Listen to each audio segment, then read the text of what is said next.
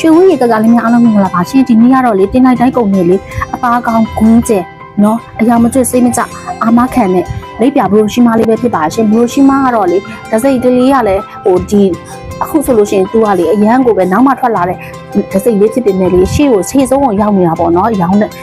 ဈေးကွက်ထဲမှာဆိုလို့ရှိရင်အယောင်သက်30ထဲမှာပါပါတယ်ရှင်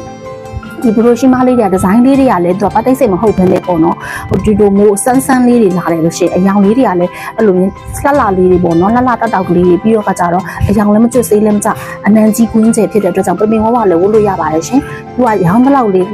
တင်လိုက်တာနဲ့ကုန်နေပေါ့နော်ရောင်းတလောက်ကုန်နေပစ္စည်းလေးပါရှင်ဒါလေးကို